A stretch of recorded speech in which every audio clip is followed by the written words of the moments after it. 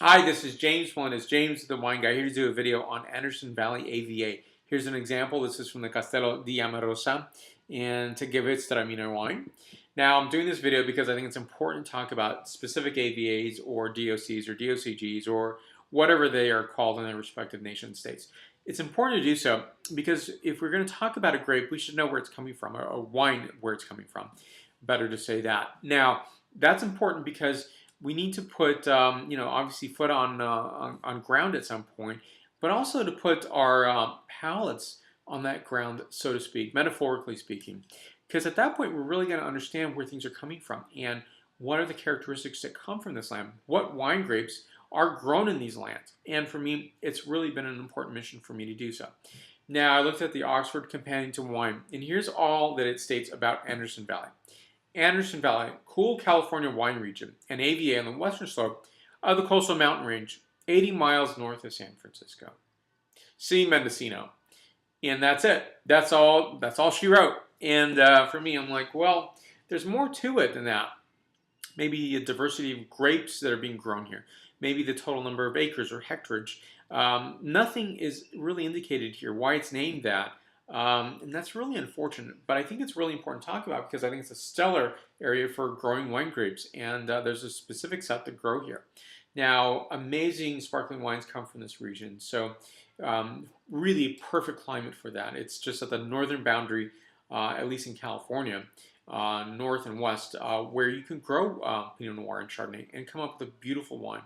For me, it's absolutely characteristically beautiful. So here, as I always try to show you on handy-dandy iPad, is this region. I think it's just really important to look at, think about. And so you see this blue region here, that is Anderson Valley when compared to the rest of Mendocino County. And Mendocino County's many wine-growing sub-AVAs as well.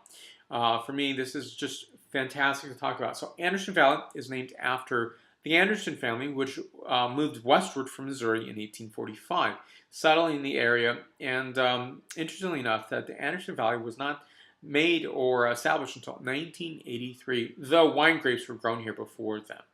Now, the grapes that are produced here most commonly are Chardonnay, Gewürztraminer, Merlot, Muscat Canelli, Petit Syrah, Pinot Blanc, Pinot Gris, Pinot Noir, Riesling, Sauvignon Blanc, Semillon, Syrah, and Zinfandel. Now, there's no publication that I can find that can give the citation of total number of acres or hectares. The only number I could find is 1,128 acres devoted to Pinot Noir. That's all I can find. So if I were to hazard a guess, probably to say at minimum there's probably about 2,000 acres. So here we are, 2012. I'm giving a probable citation versus here's what it is. Here's the last year's reporting of the number of acres, hectares in Mendocino County instead of knowing that. So here we are in a region and actually time and place where the best wine grapes or the best wines are being created and distributed worldwide.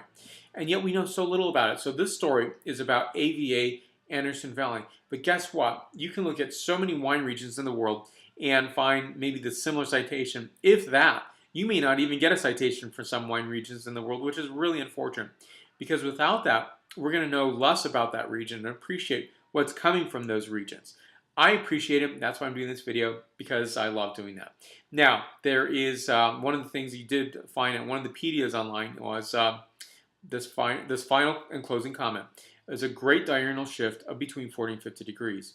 Well, yeah, of course there is. And it's thank you, Pacific Ocean.